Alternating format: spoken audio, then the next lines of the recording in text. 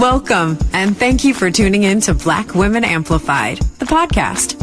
Your host, Monica Wisdom Tyson, brings you downloadable conversations that matter to women around the globe. We discuss all things Black girl magic, amplify our voices, and transform our challenges into triumphs. Monica calls on her league of extraordinary women to push our boundaries, share their expertise, and stories of personal transformation. Welcome your host of Black Women Amplified, Monica Wisdom Tyson. I am excited to introduce to you, oh my God, let me tell y'all something. This lady is, you know how you have women around you that you're like, ooh, that elevate you to want to be your best self. Raine is one of those people. Reine Keis is a powerhouse chef, visionary, and innovator. As the CEO of Sweet Art Bakery and Love and Magic Mixes, Chef Reine has elevated soul food into the conversation of culinary arts. Raine comes to us with a full and open heart, sharing her story of business, life, motherhood, and finding love again. I could talk about this incredible woman for hours, but I'm certain you'd rather hear from the goddess herself. Ladies and gentlemen, please welcome the extraordinary Chef Reine. Hello, Black Women Amplified family. This is your girl, Monica Wisdom, and I am so excited that you're here with us today. We have a very special guest, a woman that I have known and loved for a long time. She is a sister in business and a soul sister number one. She is someone who is revered in our Black girl magic community. Don't make me cry, Monica. I'm going to do a Barbara Walters on you. And I really wanted to have this conversation because not only is she a fantastic person, a great mother, and a pillar of the community, she is a fierce, fierce businesswoman. And it's time for the world to know that. She has navigated through recessions and pandemics and real life. And as an entrepreneur, she's got some secrets and some experiences that I think that will benefit us all. And we just need to hear her story. So everybody, welcome to the Black Women Amplified, Reine Keis. You did it. Thank you. Now that my face is wet from crying already at the beginning. Oh, well, let's get it. Let's get the tears out, girl. You are fabulous. There are people that I look at, and even though as entrepreneurs, we all stay in our silos. I'm over here doing my thing. You're over here doing your thing, but we pass each other by and it's always love. Yeah. Like authentic, deep love. Like, you know, it's you and it's FY, and there's just certain Black women in this community that, Makat, there are certain people that have just been around for a long time. And because we're all so busy, we just pass each other by, but we support each other in the ways that we can. Right. And, you know, maybe when we're 60, which is not feeling far away at all. I was like, we started this in our 20s. Now it's 30s, 40s. Now I'm in my 50s, and I know I'm almost there. Almost there. And it's just one of those things like, okay, maybe we need to sit down and have some conversations. Because we've all gone through similar experiences and we've all seen the same things come and go. Yeah. We've all been at the same concerts at Erykah Badu and Jill Scott and at the Symphony and at the Jazz Bistro. But it's always a warm embrace of sister, I got you. And you are one of those people that have been around. Sweet Art is your restaurant. It is. And you started in 2008. 2008. 2008. In 2008, we were in the midst of a recession. Yes. And I didn't even know what that really meant because I never had money. So I wasn't thinking, oh, we're in a recession. This might not be a smart time to open a business. I was just thinking, I have to make some money doing something that I love, where my children, who were very small at the time, can be a part of too. Mm-hmm. And I thought, well, owning my own would give me some flexibility. It didn't. They say you work, you can pick which of the 24 hours you work, the first 24 or the last 24 as an entrepreneur. And my heavens, that's what it felt like. That's what it felt like in the beginning years. Yeah, I was, my dad was an entrepreneur. So I remember being the little kid. And if I wanted to see him, it was either he was taking these little kids to the midnight show, mm-hmm. or we were going to work with him. Mm-hmm. And then my summers at 9 he had a pharmacy, and he was like the original Walgreens. Oh, and so nice. my job at 9 was to work the front register. I could sell everything but cigarettes. Oh, wow. So, but that's how I saw my dad. It was always mm-hmm. in business, or he was asleep on Sundays. Yes. Oh, I used to be dead to the world on Sundays. I couldn't move. It's like you ever crawl in the bed and lean on him and watch TV, but he was knocked out. So I understand what your kids have seen, because that Sunday, you think, okay, when Sunday comes, what is it like for you when Sunday comes? When Sunday comes, I think people think because I cook for a living, I'm just making glorious meals all week long. Look, if I get a frozen Dr. Prager's patty and some vegetables and maybe a sweet potato, and it's not glamorous, but on Sundays, that's the day I will cook a whole meal. I will make sure it feels elaborate. My mom used to do that. She used to do a Sunday meal. She worked a whole bunch, and she would always make sure she had a nice Sunday meal. So I try to do the same. So Sundays now is my spiritual day. I like to meditate, sit at my boveda, journal. When I cook, I also do a plate for my egun, my ancestors. I catch up with my children, those who are here. 2 are in college now. And one's a senior in high school. So everybody feels real grown. It's painful.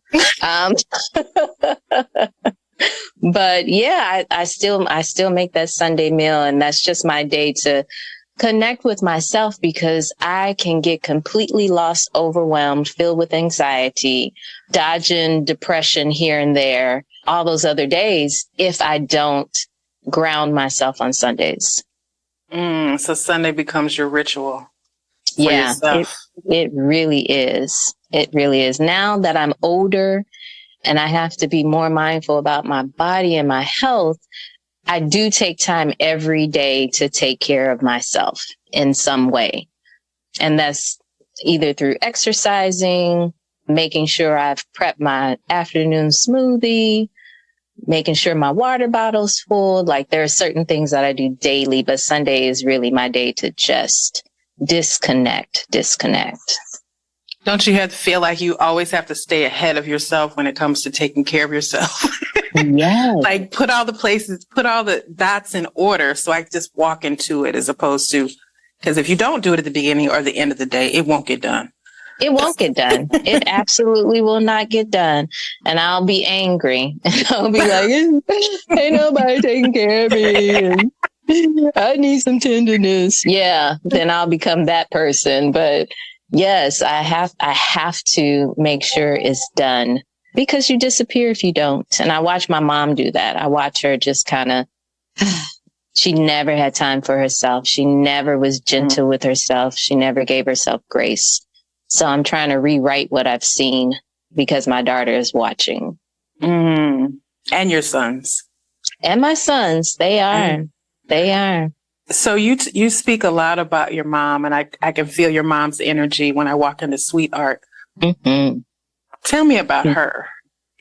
My mama, her name was Juana Elizabeth. Mm-hmm. She was a tiny little woman, about 5'2". And she just, every time, Monica, I went to work, every time when we first started Sweetheart, I had this vision of creating a company that I never thought, I'm going to have 18 Sweethearts. No, I just thought, I'm going to get me a company that does well, gets my kids through college without student loans, because student loans are the devil. And gets my mama a little apartment someplace. You know, I would drive by the taller apartment buildings in the Central West End.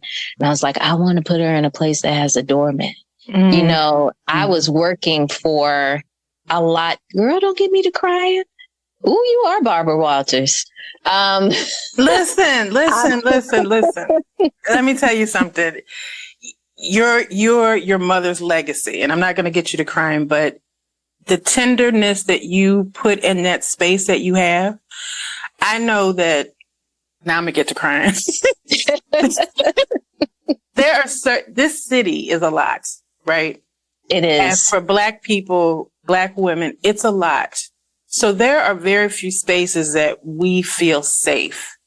And I know that, you know, in our younger days, we had Troy's on the Park and Club Isis and Nick's Wine Bar, and we had Sweet Art. So there were places that we would gravitate to where we felt like we could be ourselves.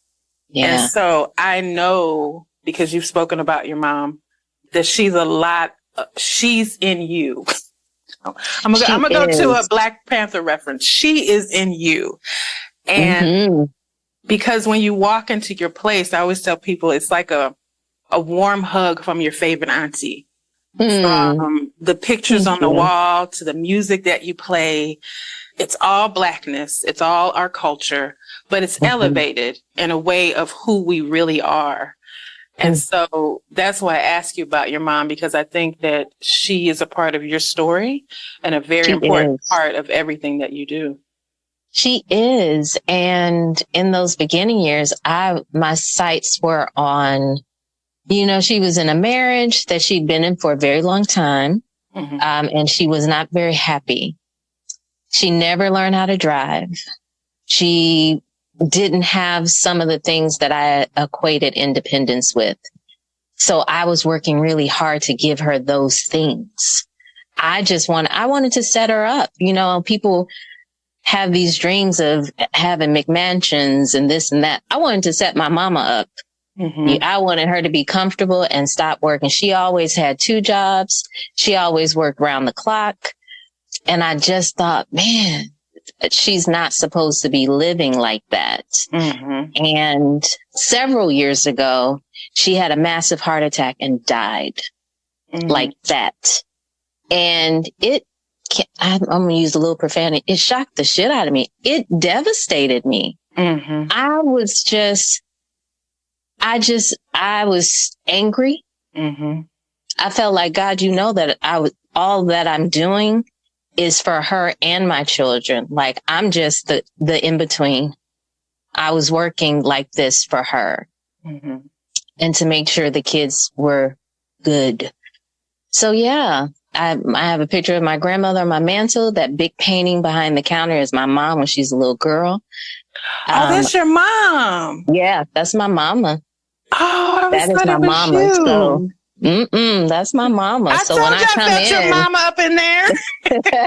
Yes, her energy is all up and through there. So I love when I'm there alone because I get to speak to their energies. They're always around me, but I believe without a shadow of a doubt, they have sustained this business. I should have, could have, would have closed 8 or 9 times by now, easily. Every horrible thing that can happen to a business has happened to Sweetheart. And my ancestors, my mom, they are pulling strings and putting out fires and moving me this way and that way to keep it going. So yes, her spirit is really big. Her energy is really big. And I have to think about her life and her death to change my life and my final time here. Because like her, I just started working a bunch. I was working easily 70, 80 hours and it's hard labor, you know, it's really hard on your body. And now if I work a 12-hour day, I feel like I've worked 20. Right. It's just, look, I'm not saying I'm old. Right. Like, I'm still but sexy. I am not as young as this body once was. Yes. So I'm really doing my best to honor her daily by not exhausting myself.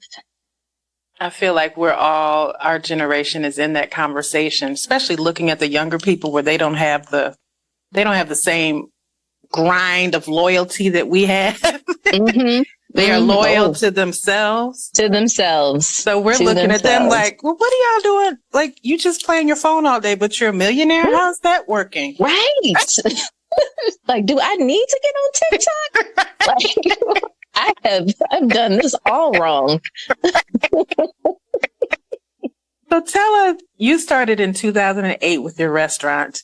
Mm-hmm. Before that, though, was owning a restaurant your dream, or is it just something that fed a need at the time? You know, cooking and baking it had become a passion.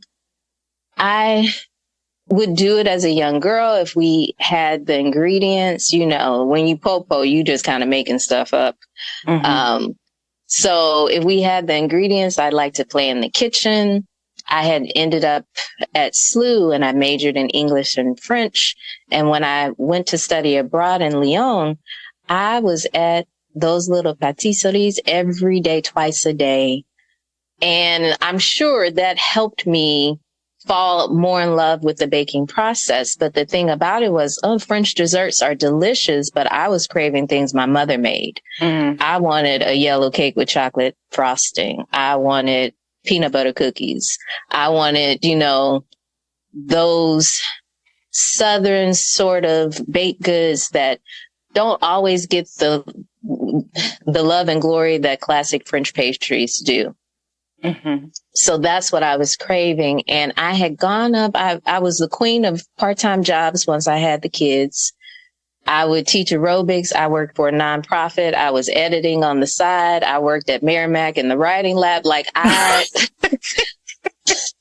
you kept a job. This kid on In Living Color called Jamaican Man. I was Jamaican Man, honey. I worked. So I had been freelancing for a local magazine, and they had a position for an assistant editor, associate editor, something like that. And I'd been working for them for a while. And I went to the interview, like one of the final interviews, and 4 editors were there. And none of them looked like me, because that's not the publishing world here. And I was just talking, and I thought my chances were pretty good because I'd done several freelance things for them. And at the very end of the interview, one of the editors said, "How many children do you have again?" Mm-hmm. And before I could answer, another editor said, 3. And she made her eyes real big, leaned into the woman like I had 12 kids. And I got on the elevator after saying, thank you so much for the opportunity and all of that good stuff. Walking to my car, I said, "You are not going to get this job because you have little kids.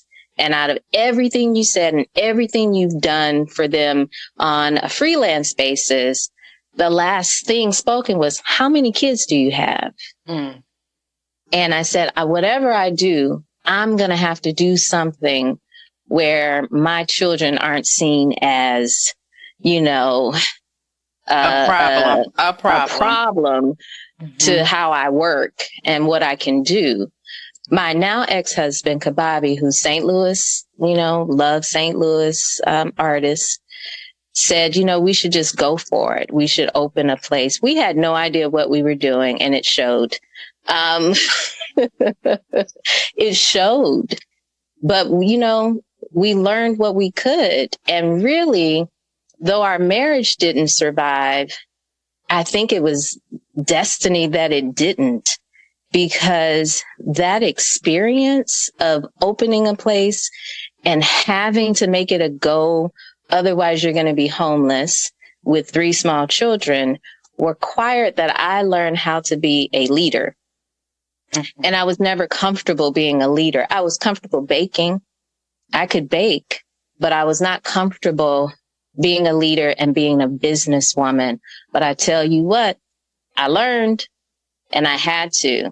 And I learned a lot. And I know people don't like to talk about divorce and things like that.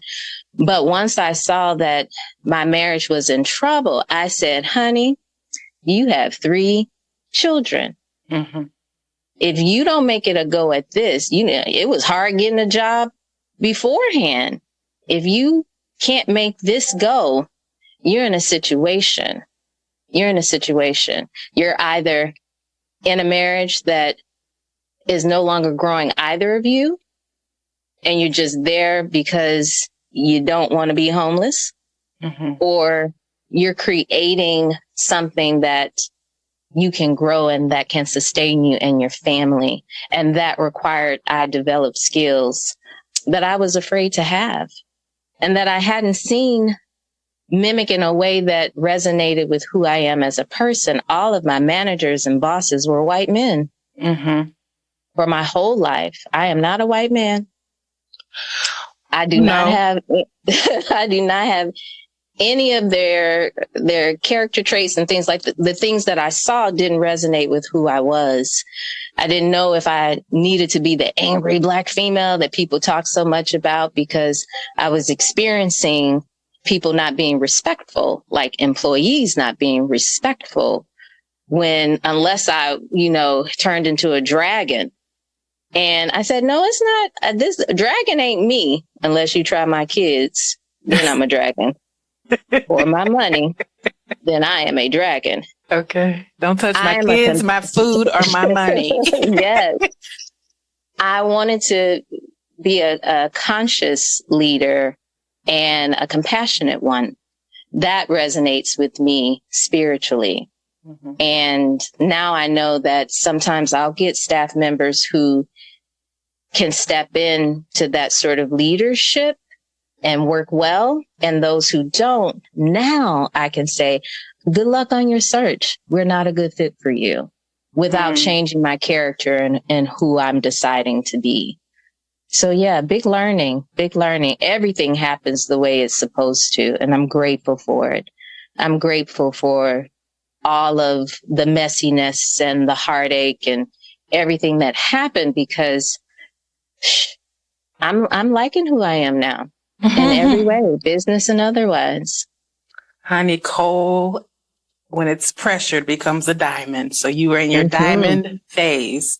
So let's you have been through some challenges, like you said. All the things have happened to your business. What is it that you lean into? Like, do you have a business philosophy? Do you have a go-to mentor? Like, how do you, and what is your process of figuring out how to get through the challenges? Like losing your mother, going through divorce, a pandemic, a recession, all of those things. Because here's the thing, as a customer, I don't feel it. Praise. Even though behind it might look like the last dragon. Hot madness.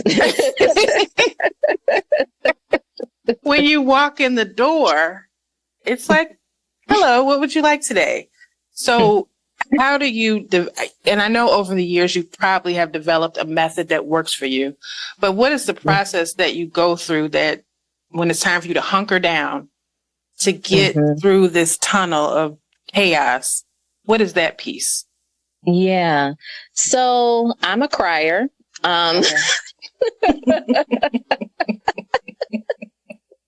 Me too. I want to dispel that strong Black woman thing that I fell into. I got to be strong Black woman. No, honey, I have to cry first. Yes. I will be home, because I'm very sensitive about what energy I put into the shop. So I'm not crying there unless I just have to get through a bunch of orders or something. And no one will see me. I'll just go to the bathroom. But if I have to cry, I cry it out. And then I get very quiet and I pray. I have a strong faith in God, but I also, and not that I don't see God as this huge, all knowing, all loving being.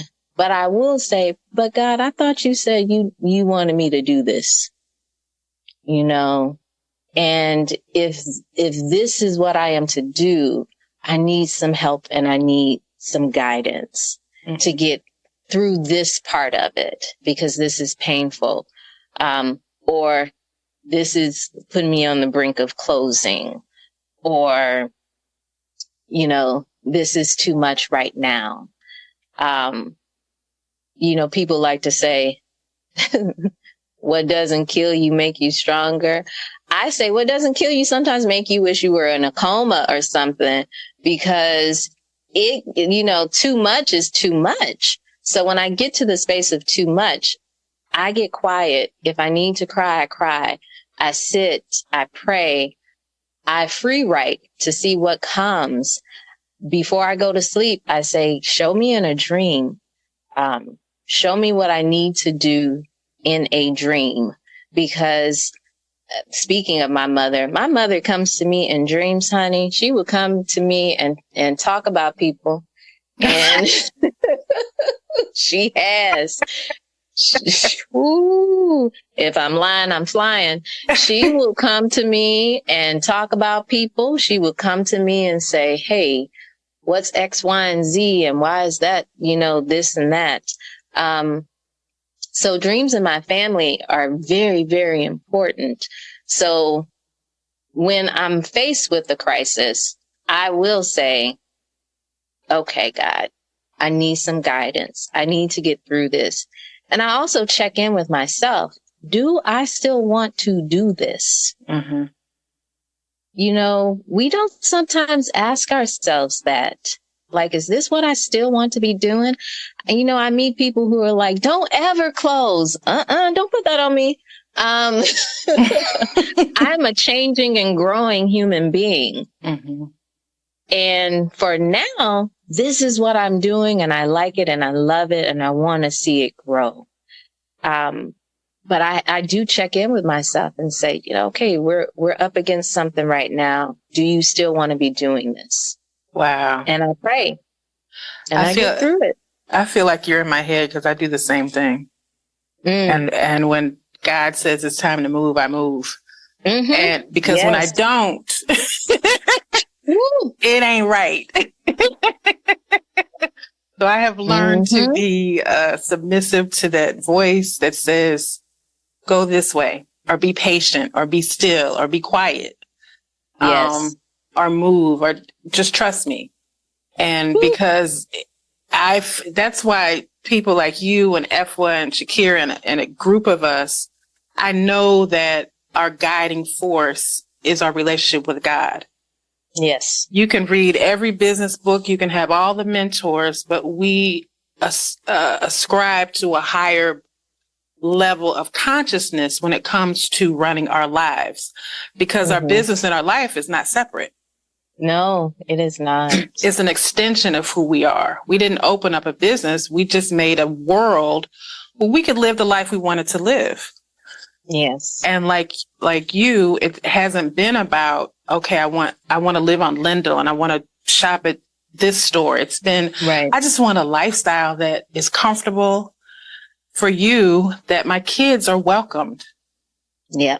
And they can learn principles of life, and I can teach them day by day. They don't have to rely on school to do that. I'm here with them.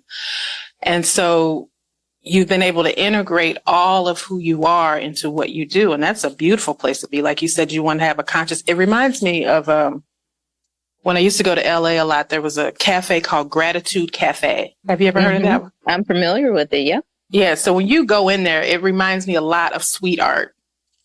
But it's strictly vegan, so and it's not soul food, so their flavors are different. Right.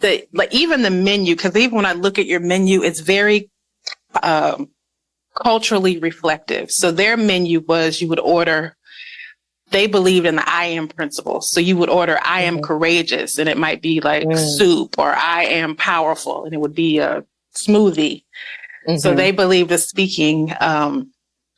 speaking life using the word to speak into your life as you're ordering these different foods. And with your restaurant, you are speaking the ancestors and our elders name every day. So people are calling on Maya Angelou and Nikki Giovanni and all of these great Black women. Where did that inspiration come from? You know, I was a French and an English major at SLU, and the only class I ever liked was a class that I took, and they didn't even give me like 400-hour credits for it, on Black female writers.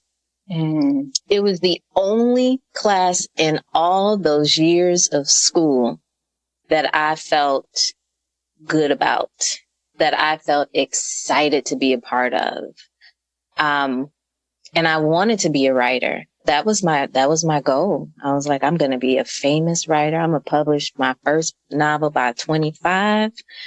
I'm going to do this and that and this. And growing up poor, we had the library, you know, free resource. We moved around a lot. I went to 12 different schools from kindergarten to high school. And I was in one high school for all 4 years. So 11 schools before high school. So I just fell in love with reading, and it was such a part of my daily life to escape. It was my way to see the world in a bigger way than whatever apartment we were in, whatever neighborhood block we were in. Because my parents were very strict. They did not have us out on the street. They needed to know where we were going. You better be back on this porch before the street lights are on. Okay. Because if the lights are on, you're in trouble. Yeah. The lights are on. Is that ass? And I was the only girl with 3 brothers. So my mother was also concerned with my getting pregnant, and being like some of, my peers. So it was real close watch. So we could go to the library and we could read books and we could watch TV in our house. She didn't even let me spend the night at people's house. She was like, no, I don't know them people. And I hated it growing up, but I get it. I get it now. And I'm very grateful, very thankful. So I grew up being a reader, and I was amazed at when Bell Hooks passed this past year. I posted about it because I'd always had Bell Hook nachos. And one of my customers said, I just knew it as Bell Hooks nachos. I didn't even know that this was a person. I kid you not. Like my mouth, it just fell open. Like, what?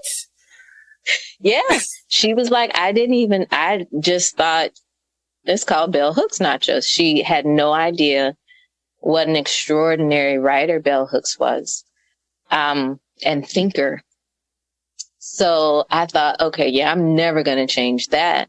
I'm never going to change that. And, I picked authors who resonated to my upbringing. I've had 1 or 2 different younger generation Black women who come up to me and say, well, have you ever thought of naming something after blah, blah, blah, blah, blah. And, they're contemporaries. And I'm like, yeah, they're really great. They're good. But this is reflective of my upbringing. So, honey, when you open your thing, name your stuff after them. You can have Beyonce fried chicken. You know what? You can have Cardi B Hottie wings, but over here, Cardi B bunches or something. Do you? Yes, but let me live this out, because those were authors who made me see how beautiful language could be. My uncle recently sent me a book from, he was an English professor before he retired and a dean, but he sent me a book that was, I have to show it to you, sent me a book that was written by 2 of his professors and mentors. And it's like the stories of those writers. And I was one of the stories is the letter that Phyllis Wheatley wrote to then George General Washington. Girl, when I was reading that, like my whole brain was just lighting up, because here I didn't know much about Phyllis Wheatley. I see her name everywhere, but to know that she was a 16-year-old slave, she's writing this letter to then General Washington. He writes her back and says, I apologize for getting back to you so late, but I've been busy. He's fighting the battles. And then he said, and because this is such a beautiful letter, I'm going to publish it. Wow. Right. Wow. We have, and this is like from the 1800s. And then her letter was just so beautifully, like, I miss that language that we used to use. Yes. And so I get that. I understand why it's important that people call on, bell hooks and call on Maya Angelou, because we have to remember their legacy, because they're part, especially being young Black girls, those were our heroes. Yes. Those are the women that we saw doing the things that, oh, wow, I want to do that one day. So when you create your menu, your food, how do you match the name up to the person? The food up to the person, I should say. It usually drops into my spirit. I like our Sonia Sanchez tacos. I was reading one of her poems and it was so sensual. Like, if I'd read it when I was 17, 18, I would have been like, oh my God, that's nasty. It would have made me blush. And it's not that it was nasty, but like, as a grown woman now, I would have missed it younger. If someone had explained it to me, I would have been like, ooh, right. But I was reading it as a fully grown woman going, I know that's right, Sonia. That poem was nuanced. It was spicy. It wasn't as in your face as, like some current music where they just talking about everything. It was nuanced. It was slick and sly and beautiful. And it just spoke of a grown sexual love and like a desire, like, hey, when you get home, I'm going to show you about my dad. I know sometimes I listen to the lyrics we listened to as kids. I'm like, oh, is that what we were singing? Right? For some of this poetry, I'm like, wait a minute. I shouldn't have been reciting this. Oh my God, this was so grown. But that's the beauty of the language. You didn't know what they were I mean, it's like you said, this music of today, there's like no subtlety, there's no sensuality. It's just like, here it is, take it. Yes. I mean, we had Millie Jackson, but it was still clever. It was still clever. It was still clever. It was. So I had read that poem and I think it might be written in the nook of sweet art. So not a lot of people see it because that's where I sit on my laptop and I look up at it. But I was like, ooh, that's spicy. So I was like, okay, that makes sense for a buffalo cauliflower chicken taco. Spicy, so yeah, I'm gonna call those tacos Sonia Sanchez. Maya Angelou has always been very soulful to me. And grandmotherly in many ways. I've known her story. It's so awe-inspiring. It's just like, wow, you went from this to this to this to this to Maya Angelou. So she just seems so grounded and so grandmotherly. So, that soulful church basement plate with the macaroni and cheese and green kale and chicken, that I was like, that's perfect. That's for Maya. So I usually think of the menu item and see which author resonates in my spirit for that item. It always makes complete and utter sense to me. And that's all it has to make sense to, really. If I like it, you like it.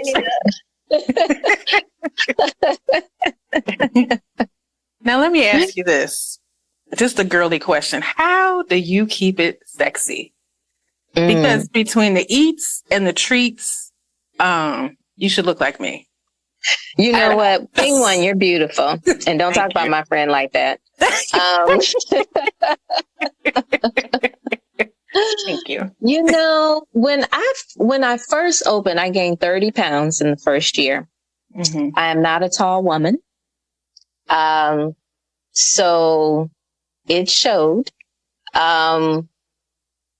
Once my mother passed, though, seriously, once my mother passed and I began to hear about all the other relatively young, my mom was 61 when she passed, you know, and at the beginning of this conversation, I said, 60 don't sound that far away. Mm-hmm. You know, she was young and she died at a younger age than her parents did. Mm-hmm. So that became a motivator for me. Now I have a plan to make it to 88. I tell my children all the time, when I get to 88, I'm clocking out. It's kind of pointless after that. I don't know why 88 is the year, but I do take care of myself. Now I won't be showing my body on Instagram. Don't nobody want to see all of this like that. No, it ain't Instagram worthy. We're not going to get the OnlyFans account, Raine. No, honey, no. I still glance at myself in the mirror and go, just love it. Just love it, girl. Shit, I got you through. Love it. But I do work out. I do eat relatively well. I am mindful of trying my best to shake off stress. I take care of myself, and you can't do this job as taxing physically as it can be and not be healthy. You can't. I used to say, you should be on my heels when I'm walking through the shop and there's a staff member behind me who's 25, 30 years younger. Girl. Like, I shouldn't be out walking you, honey. You got youth on your side. You should be on my heels. But that type of work requires not only mental fierceness, but I have to be able to lift 50-pound bags of flour, just in case no one's there to do it for me. And I'd be damned if I asked somebody, you know, I like to be in there and kind of flex. Like, I got it. You need help. I got it. You know? That's what I call black girl syndrome. We need to change that. We need to change that. Yes, we do. Don't sit up there, you know, hurt yourself in your tender back, Raine. You better cut it out. But, you know, I employ yoga now multiple times a week to keep me limber. And also it does something to my brain. Exercise in general does something to my brain. I think whatever they say about the endorphins and the balancing, they are absolutely correct. I am better when I have moved my body mentally. So I do that 5 to 6 days a week. I eat well, you know, and I want to keep it sexy. I fell in love with someone after saying I will never, ever with nobody, never, because, exhausting. Ooh, girl, that's a whole nother podcast. Because, baby, I tell people all the time. After being married for 20 plus years, I was like, this is what they meant by it's toxic out here. I was very, very disappointed. I said, I'm going to be. I'm like, who raised you? Where are they? I need to speak to your mother. Like the Karen said, I need to speak to the manager. I need to speak to your mother because you don't even have basic. It's a hot mess. I'm not going to talk about hot mess. But oh my God. I was mindful that I had self-worth. So dating wasn't going to look the same for me. Because I was quick to be like, oh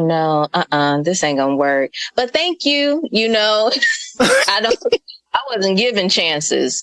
I was like, no, this seems off.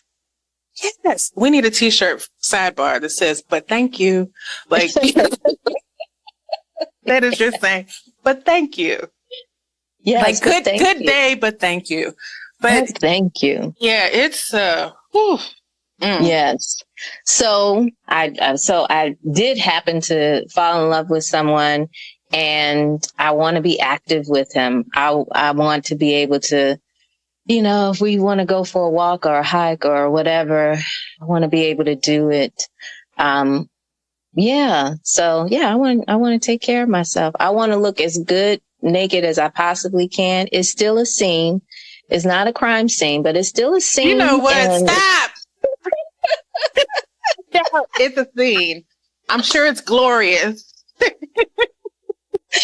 Yes, your complexion. I tell myself, honey, look, you better love it. You better love it. Listen, I have realized that men don't care as long as you're naked. Yeah, my brother told me that. My brother's like, ain't nobody, look, we just happy to get to your clothes are off. Wow, right? Great. Thank you, like, Lord. A naked girl is in front of me. Right.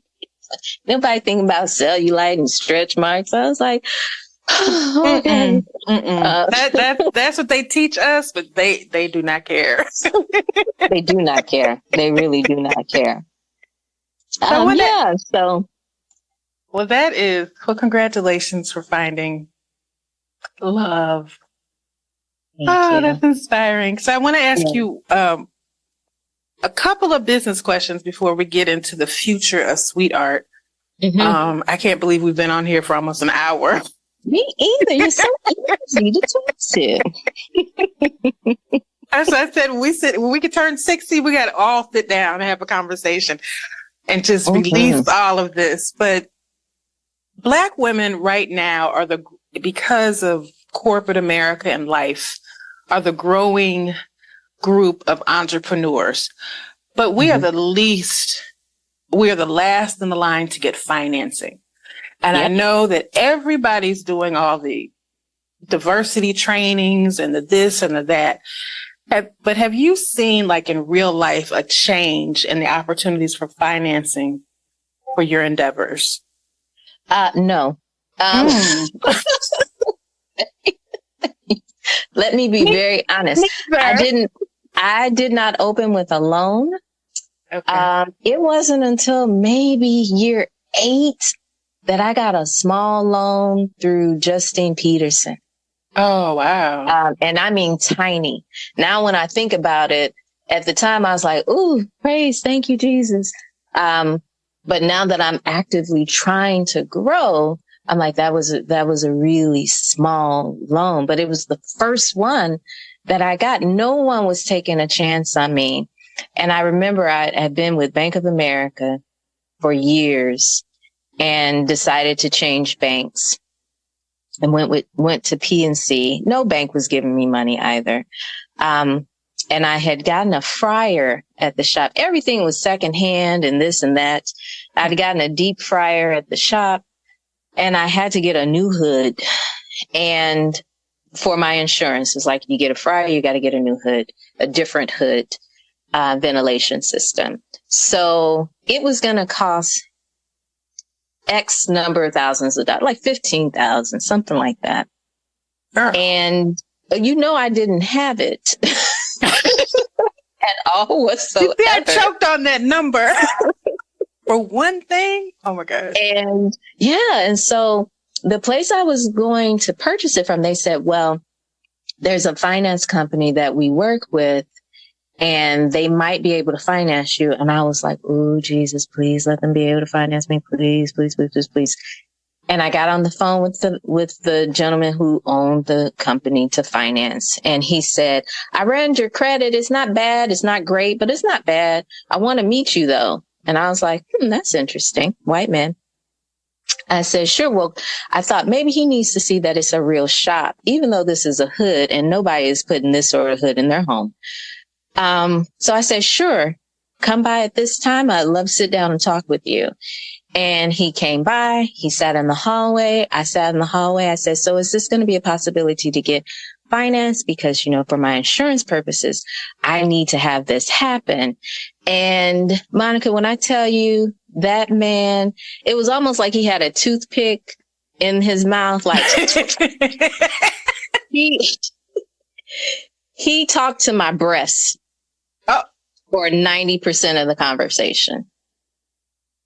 And I was so uncomfortable and I felt so degraded and violated. And he was like, we can finance you. It's like I said, your credit's not bad. It's not exceptional, but it's not bad. I just wanted to come down and give a look-see. And a look-see? Mm-hmm. Girl. I called my bank. I said, is there any way I can get a line of credit? And they said, well, let's see. We will run your credit. We'll go through the process. And that was my first line of credit to where I could get that hood. Mm-hmm. I was already almost a decade in business by that point. That was the first time. And it was a small line of credit, but I was able to get the hood. I didn't get any more financing until PPP. And I didn't even get the first round of PPP. I was like, woo, they made it sound like this is if you got a business, you get it. It was like hitting the jackpot and then you got the number. You were like, well, shit. Goodness gracious. I said, well, okay, well, I didn't get it, but I'm going to stay in this and make it happen. And then the second round, I did get some PPP funding. And every funding through the pandemic, I was like, boy, I wouldn't have made it without it.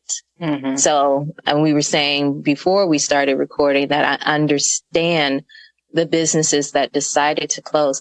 I didn't look at it as, oh, they didn't make it. I looked at it as, oh, they're choosing a little bit more freedom and a little bit more joy because an already stressful industry got hit with a 1-2 combo, and it's even more taxing now. So yeah, we're not financed the same. We are not. The pandemic loosened up some financing with the PPP loan, and the economic disaster loan. Mm-hmm. But before all of this time, nobody was throwing money my way. And I was defying the odds as being a brick and mortar food establishment that made it past year 5, 6, 7, 8, 9, 10, 11, 12, 13. Mm-hmm. Mm-hmm. And that's why when I started the conversation, I think that you should be a part of when we talk about business leaders in this town and restaurateurs in this town, you should be included. Because I think of all of the establishments that have come and gone, and you didn't have, and I'm not talking about anybody, you didn't have the power of Oprah Winfrey behind you or any of these other. Hello? Yes. Let's speak that into the universe. But she needs a lot of magic cake mix. Somebody, please. Get it to Oprah. God. I've been trying. Favorite thing. Oh my God. Okay. Let's get into that. Let me ask just one last business question. And then we're going to get into the future of Sweetheart and the future of Raine because they are one and the same. How did you navigate? Because 2020 hit everybody like a brick. Mm-hmm. You know, my industry, we had to shut down. They were like, you are non-essential. Just close your doors. Like, what? Right. Your industry had to pivot because people still wanted to eat. Now, kids were at home, families were at home, and mamas were not used to cooking every night. So they still needed, and you make cupcakes and cookies. Yes. People want that comfort food. But how were you able to switch gears? Because you had to do it really quickly. It wasn't let's make a 6-month plan. It was like tomorrow, right? Be ready for curbside. That is the truth. That is the truth. And here's the thing, full disclosure, nobody wanted to work. Right. When people were like, why are y'all still on curbside? Why? Because I did curbside for a long time. Mm-hmm. I did no dine-in for a long time because people were not wanting to work. everyone on my staff pre-pandemic wanted to get unemployment. People were like, can you just pay me off the books? But you can't do that with PPP money. Right. People like, well, I can DoorDash and get this unemployment. So people were not wanting to work. And then those who wanted to work wanted to get paid so much more money for the industry. I'm not fine dining. And right. I used to say, well, fine dining, there's a different skill set. I'm sure they get paid more. I ask around town now. I'll go here and there and be like, what's your line chef making? What's your this making? And I'm comparable. I'm paying as much now. Mm-hmm. And that's reflective of, people saying, I need more money because I can also, we laughed at TikTok and people making millions. I can get me a YouTube channel about nails and be rich. They're brave. They got somebody else who, they might be living with their parents. They might be 6 deep in an apartment. So getting people to work, shifting to curbside, I took 5 weeks close. I closed for 5 weeks. Mm-hmm. I had a little bit of money saved, enough to sustain me to where I could think. Right. My son was like, the shop is closed. How are you making money? I was like, thank you for noticing. It's called I saved. Right. It's called, this house needs a lot of repair, but I was like, let's just do what I can, DIY here and there. So I had a little bit of savings to close down for 5 weeks. And I also had people who wanted to leave. I had people who didn't feel safe. I had people who, had small children or lived with older parents with health ailments, and they didn't want to take the chance of getting COVID. It was very scary in the beginning. And the people who wanted to work then wanted, more money or to be paid under the table or this and that. It was a lot to navigate. I was grateful that I had a little save that I could take 4 to 5 weeks off, revamp. I had a dream. We talked about dreams. Mm-hmm. I had a dream. And in that dream, somebody was like, you need to be open Friday, Saturday, and Sunday, because that's when people spend money. Mm-hmm. And I had never been open on Sundays before. And Sundays were my day of rest. Mm-hmm. But I'm glad I listened to that dream, because those were the most profitable days to do curbside. And now, we're open 4 days a week. We're open 8 to 4. The hours are going to change. I'm going to do a little bit more in the evening for a couple of days. I have applied for a liquor license. Not that I'm going to be a bar. I know, but you might want a mimosa with your breakfast sandwich. I'm just saying. For those who don't. Listen, I've been telling people I wish somebody would open up, because you remember in the West End, mm-hmm. there used to be, what was that restaurant in the West End we would go to after we went to the club? Started with an H. I don't remember. But at night we would leave. It wasn't Uncle Bill's and it wasn't IHOP or whatever, but it was in the West End. It's kind of like across where Flower used to be. Okay. I think I know I can't remember the name of it though. It would be open till like 3 a.m. They had the best food and they served breakfast and liquor at night. I'm biting that. And then we would wait in line to get in, because you could continue the party. Yeah. So I applied for a liquor license. Hopefully I will have that. My goal is hopefully by Valentine's Day, because it's been in the works for a couple of months now. Mm-hmm. So I plan on doing a couple of evenings a week for dinner. I plan on doing Sunday brunch, and seeing how it changes and grows. I had someone come up to me just the other day saying, if you ever sell it, contact me first. And I thought somebody would want to buy this. Oh, yes. Let me say I this. was like, Your reputation is legendary. Like oh, when wow. people say sweetheart, they're like, oh my God, yeah. It's And either, I was going to say, you know what? And you don't, I personally never feel that per se, because I have to block out the adoration and the hateration, because you can't believe the adoration and not believe the hateration. Mm-hmm. But it feels like that criticism and that internet stuff can be really alarming. So I've practiced, you can't fall into that. So I've not fallen into, oh, sweetheart either. But it's nice to hear. It's nice to hear. Yeah, I appreciate it.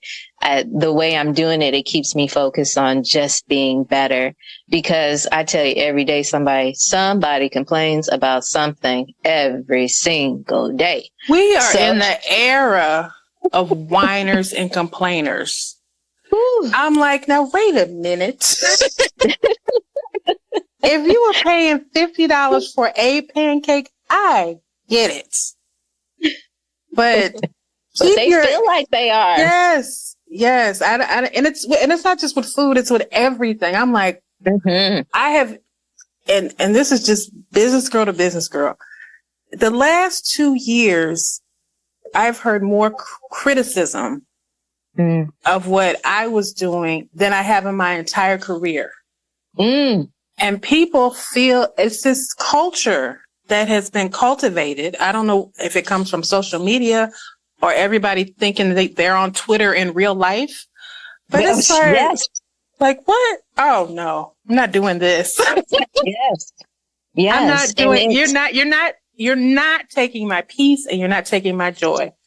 You're not. And what I try to tell my staff, who, sometimes people are just horrible to people in the service industry. My daughter, who worked through the pandemic, left school and came to the shop and worked through the pandemic. I wouldn't have gotten through it without her.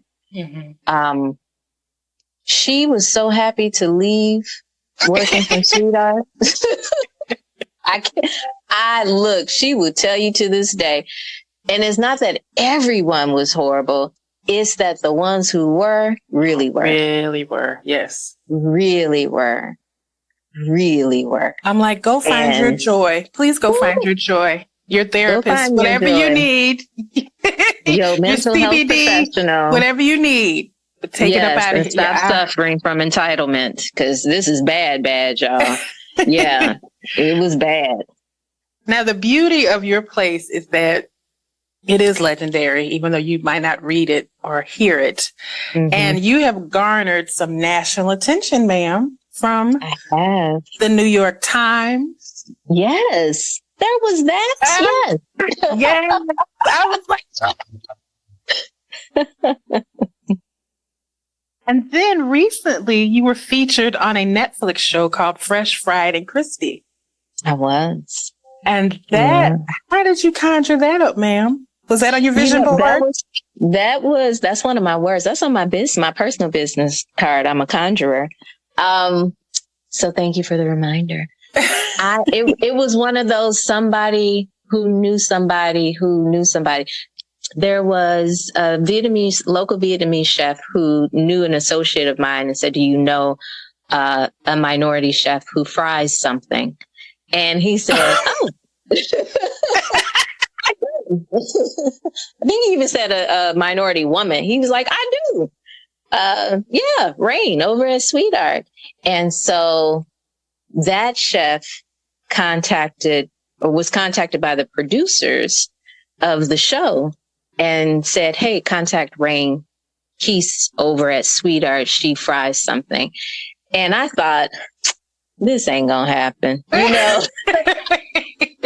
Right. This is not gonna happen. Not at all. And they had a Zoom, and I cried in the Zoom because I'm a crier. But they were talking to me, and your story just when you're living through things, and we were still very much so in the pandemic. And I had to take a COVID test. And Monica, I got so scared because I really am the behind the scenes type. I've just now started to put my face on camera a little bit more in post. I have a business coach who's like, you need to really go and do it and stop playing.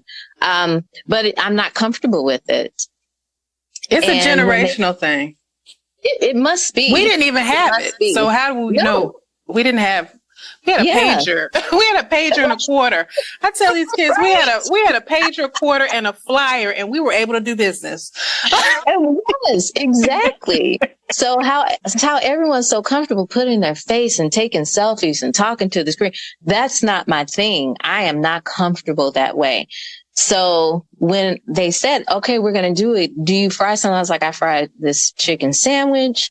And they were like, do you do a fried pie? I said, I do if you need me to do it. Yes. Today, yes. Yes. Yes. They were like, well, the host really likes a fried apple pie. I was like, just so happen I can do that. And so, but when I knew that I was going to be picked for it, they were like, in COVID test, I literally was like, oh, I hope this test come out positive because I can't do this. I cannot do this. I had started the day with Prosecco and the day had started at 5 a.m. I was like, I don't know what it's going to take to get through this, but this might help. I am so terrified. And then when they got there, of course, my COVID test was negative. It was a 12-hour day of shooting. And I had so much fun. I had a great time. And I felt like, oh, I could do this.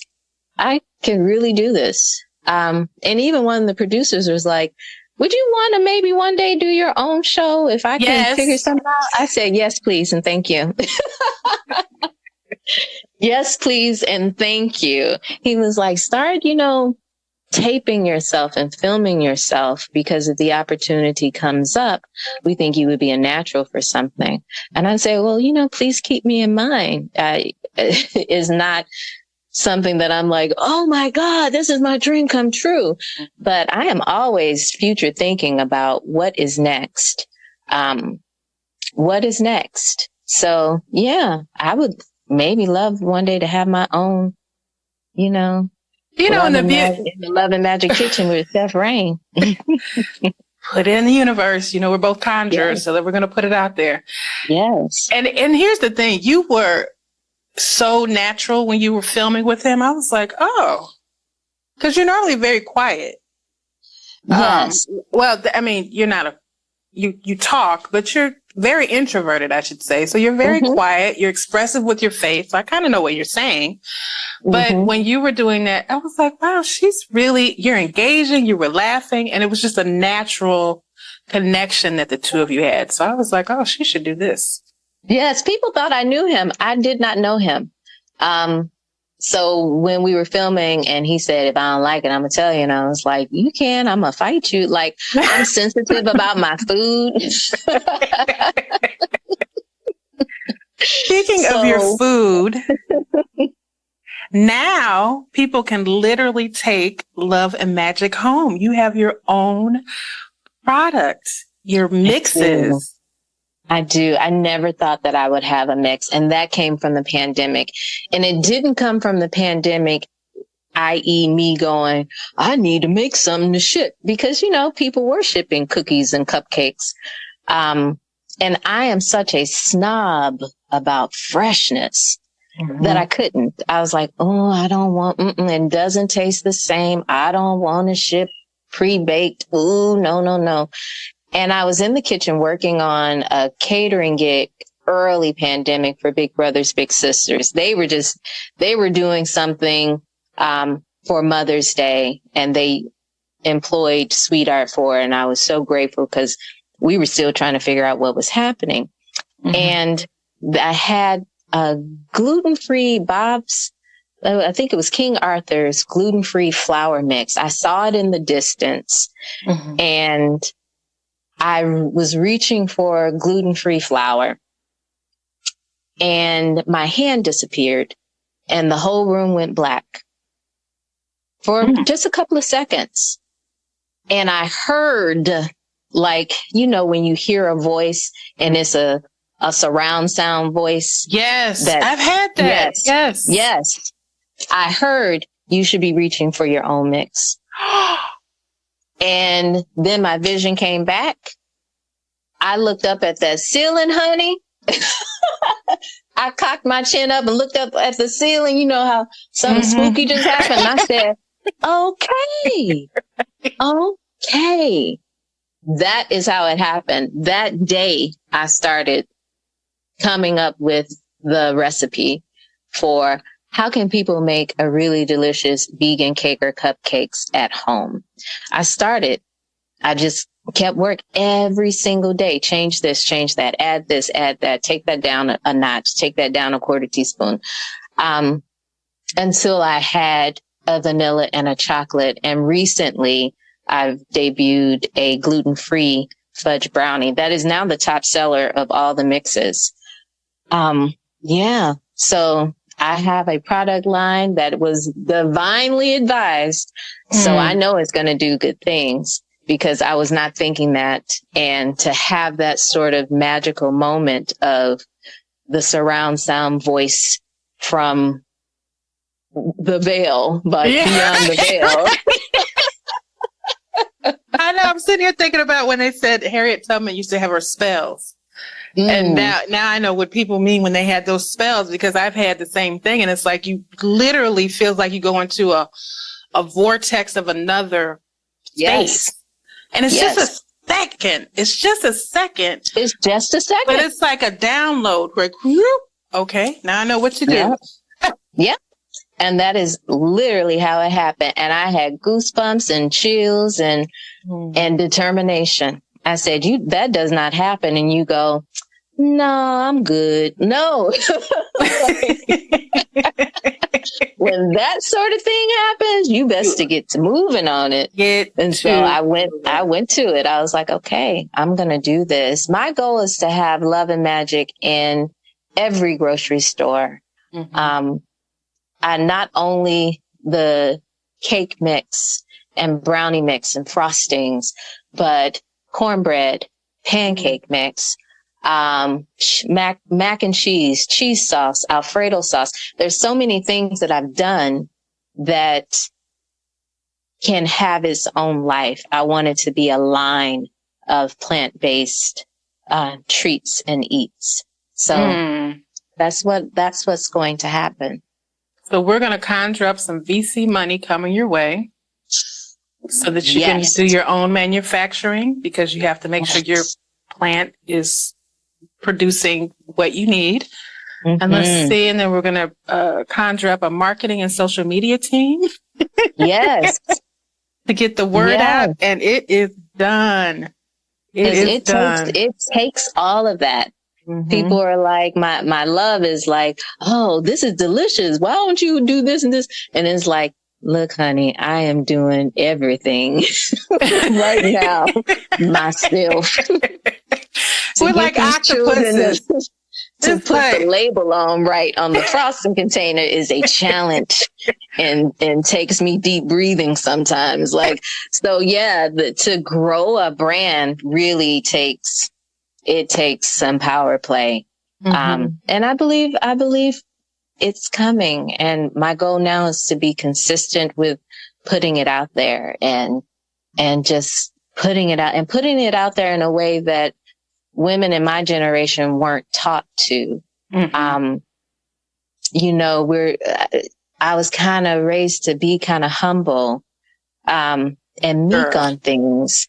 Girl. And how dare we say it's exceptional and no one does it better. But that's how I feel about it. So it is exceptional. I tell my girlfriends, I said I've discovered the trick. I said, if we had the confidence of mediocre white boys, we would literally take over the world. That's oh, my shit is the best. Right. But it actually is. Right. They will look like a solid 6.3 and be like, come on. And I'm sitting here like, I was raised the opposite.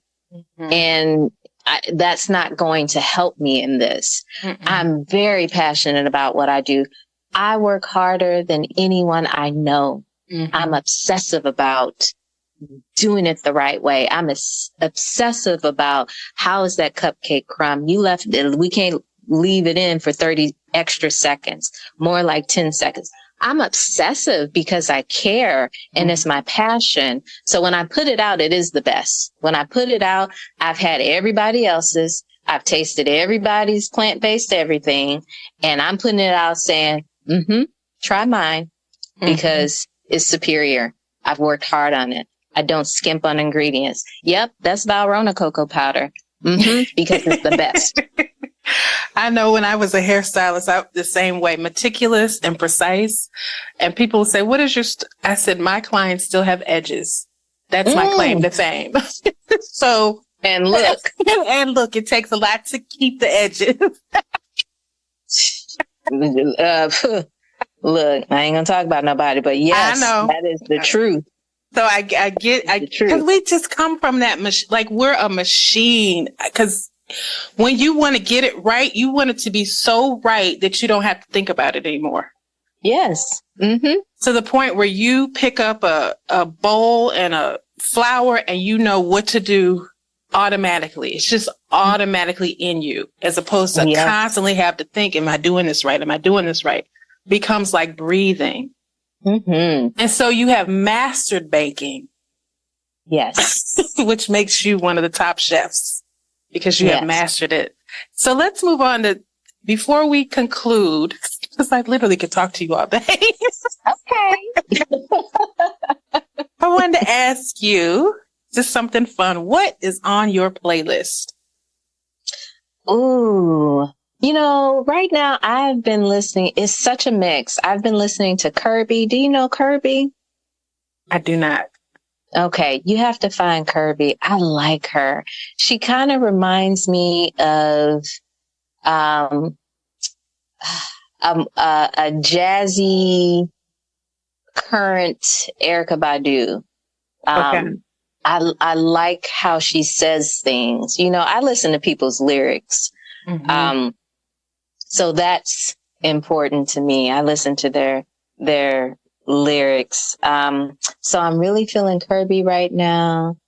I'm really feeling, what am I feeling right now? Well, I have really gotten into, I listen to Al Green all day. Girl, sometimes you got to put on some Al. That's my Sunday music. I listened to Al Green all day yesterday. I cleaned the house. I cooked dinner, and it was just me and Al. And I'd be like, Al, you know what? Sing to me, Al. That's right. So yeah, I am all over the place. I was listening to Stan Getz the other day. Because I sometimes need jazzy. Sometimes I need no words because there are enough in my brain. Yes. And I just need sound. So yeah, my playlist is varied. It's varied. Yes, I'm the same way. And sometimes, and I definitely am a lyrics person because that feeds my soul. Yes. Speaking of feeding your soul, our final question. You are treated, I know, you are treated to the meal of your dreams. What is on your plate? You know, as soon as you said that, I thought, oh, mama. My mama used to make this, and she would make it for breakfast, but we sometimes have it for dinner. And she just called it fried potatoes. It was her fried potatoes casserole. She would cut potatoes, and slice them long, chop onion, get her Lawry's seasoning salt and black pepper. She did ground beef. You can use plant-based. And then cheese. And it's something about, we're from the South. There's something about a super starchy fried potato breakfast. On a Saturday or Sunday, that was so filling. It just warmed my heart.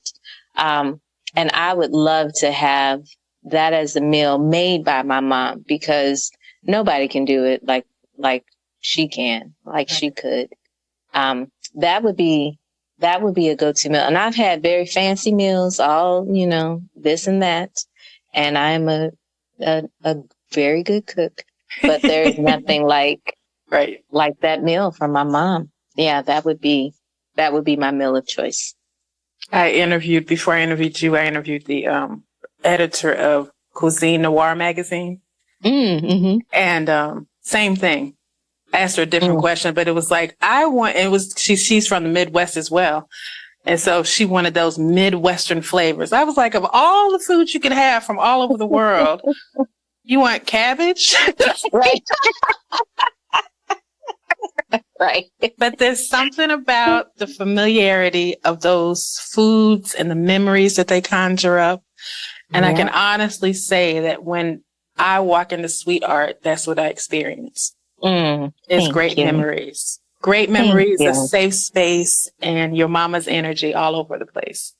Thank you very much. Thank you very much. I appreciate that. I appreciate it. So don't make me cry, Monica. I'm not. I'm moving on. I'm moving on real quick. How can people, 1, order Love and Magic, 2, learn more about Sweet Art? So, I'd like to tell people the best way to learn about Sweet Art is to follow us on Instagram. I like Instagram. I like to put up a little something and keep it moving. So we are Sweet Art St. Louis, St. Louis. So on Instagram, we're Sweet Art St. Louis. To get some Love and Magic delivered to your home, order online at my very secure website, loveandmagicmixes.com. This has been wonderful. We should have done this years ago, but I'm happy we did it now. And I just want to say I have all love for you, my sister. Thank you so much. And same. Very Seriously. proud of you and your journey. And as a sister in business, we both know what it takes to get to 15 years. And here's to 15 more. Cheers to you. And thank you for joining the Black Women Amplified podcast. And thank you for sharing your love and your magic. Thank you. I am honored to be here. Thank you so much for the opportunity. I really appreciate it. And I appreciate and love you. Thank you for seeing me. Seriously. Thank you for seeing me. I see you. Let's go to Avatar. I see you.